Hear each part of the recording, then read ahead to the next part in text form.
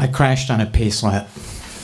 Road America, Elkhart Lake, Wisconsin, summer of 1990. Race car drivers never talk about their wins. We talk about our crashes. Here I am in the guardrail, just back from 2 weeks at Kripalu, an ashram in the Berkshire Hills of Massachusetts. The edge on my racing skills had eroded. Heel and toe, double clutch downshifting made my first practice back very clumsy. The car feels heavy right out of the pit lane. The suspension won't load. The power slams on uncontrollably, and I'm driving around the track scared at 110 miles per hour, wondering what the fuck I'm doing here.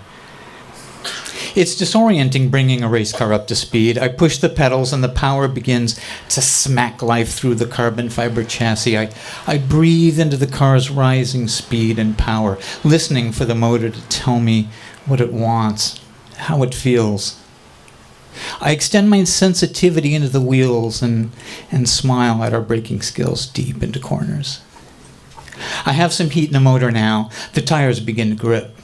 The skill set of physics that's mass in motion works through my hands. I set up turn 6, turn in, apex, track out, and I fuck it up.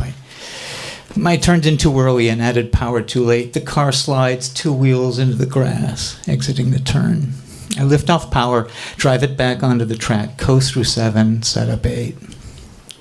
I'm on power but tracked out late. Turn 9, I dial in, and I come out hot. The wheels grip. The power comes on hard and smooth. I have to pass the car in the straight in front of me. Suddenly, who I am as a race car driver comes alive, takes over, calms my breathing, lasers my focus. I'm at 180 miles per hour when everything slows down. I'm at speed, mentally processing corners at a hyperkinetic level. I can feel the undercurrent of fear below, the adrenaline twitching through my fingers and ears. A single pointed predator-like focus overtake the car in front of me. I'm lonely as a gay man racing cars. Auto racing is a straight male, hard drinking, life on the road, hot pavement in garages, one-dimensional shithead big boy sport. On the occasional day off, we go to the track because we don't know what else to do. There's a gun shop, a church, and a titty bar beside each other in one parking lot just outside of Heartland Park, the racetrack in Topeka, Kansas. One day after work, I go with the mechanics to the titty bar and get chatting with the female dancers.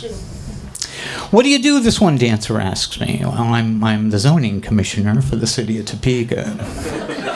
I reply. I'm chuckling because I think I'm funny, pretending to be the guy responsible for putting the titty bar church gun shop together, but she didn't get the joke. Thinks I'm making fun of her. I'm not. So I tell her I'm gay and not trying to commando her, just trying to make conversation, but that makes her more angry. I'm still trying to explain my joke to the bouncer she signaled when he quite literally picks me up and throws me out the front door. Great. Just when I couldn't be any lonelier as a gay man racing cars, I get thrown out of a titty bar for harassing a female dancer in Topeka, Kansas. I had one friend in racing, Steve. If you passed Steve in a straightaway, he would turn and look at you like Darth fucking Vader for a good 2 seconds. At 150 miles an hour, that's 440 feet, which is a long damn time at speed. He has this yellow helmet with this black visor.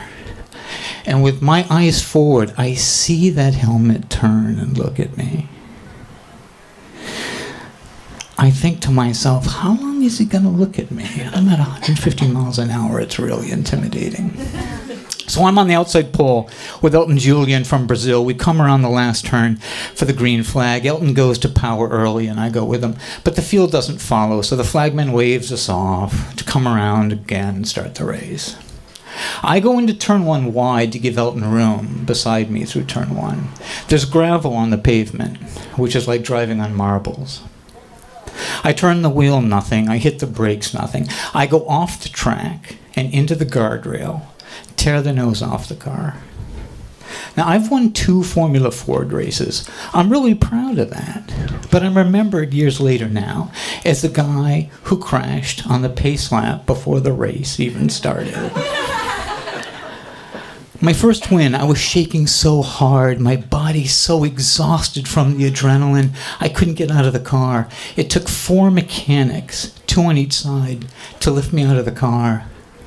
My legs had turned to jelly. I couldn't walk. I had to be carried to the team motorhome. It was turn 6 at Sebring when I became fast. Deep into a corner, my hands froze. I was stunned when the car broke loose this deep into a turn. But somehow my foot squeezed on the power and the rear wheels gripped. I came out of 6 so fucking fast. The centrifugal force drifted my car 4 inches from the wall, exiting the turn at 165 miles per hour. You can't move your hands or lift off the pedal. You'll spin and hit the wall. Back in pit lane, Steve walked by me and he said, "If you give up control of your car, you deserve to die." Now that sounds cruel, but you have to understand. Racing cars is life and death. Now that I was fast, I couldn't afford to make a silly mistake at speed and live. People don't understand how difficult it is to do this, how terrifying it is, how beautiful it is, how great it feels, how calm and quiet, and how awful it is when it goes wrong at speed. How loud crashing is, how it feels to watch your spirit begin to pull out of your body if it thinks that impact was too much, to feel yourself whisper inside, "Oh no, I don't want to go," and swim your spirit back down into your body that you can see in the car. Oh my God. I'm in a bad mood after a race. I don't feel comfortable standing still. I'm supposed to get out of the car and get all glam with the world that extends me the mythological status as race car driver, but doesn't like me because I'm gay. A world that I don't understand, where I don't fit in, and that I don't like. I don't like it here. Icarus flew, goddammit. He flew. Don't you people get that? That's the fucking point of this goddamn piece of Greek mythology. Yes, he flew too close to the sun. His wings melted. He fell into the sea and died. Somehow, I live in a world that's reduced this to a parable of moderation, the middle fucking path. Well, fuck you. Fuck the middle path. Icarus flew. I flew.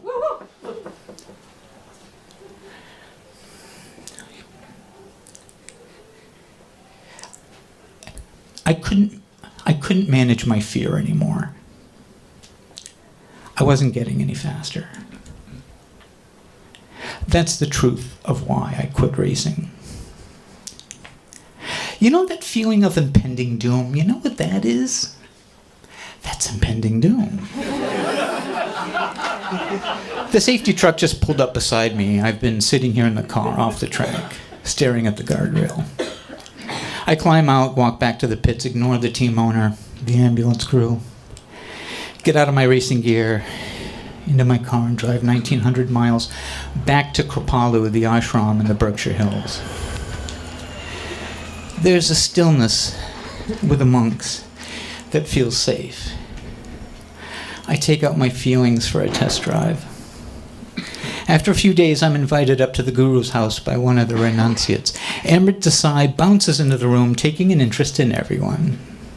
After a few minutes, he comes up to me and says, "You look so broken. What did you do before you came here?" "I raced cars," I reply. He bursts out laughing. "You know how to fly, but you don't know how to land. Stay for a while, and I'll teach you how to land." I had planned to stay at Kripalu for 7 days. I stayed for a year and a half, until I learned how to land. Thank you so much.